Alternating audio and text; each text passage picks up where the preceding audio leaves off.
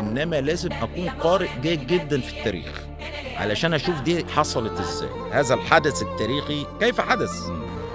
فطبعًا أنا توقّفت أمام مجموعة من الأحداث.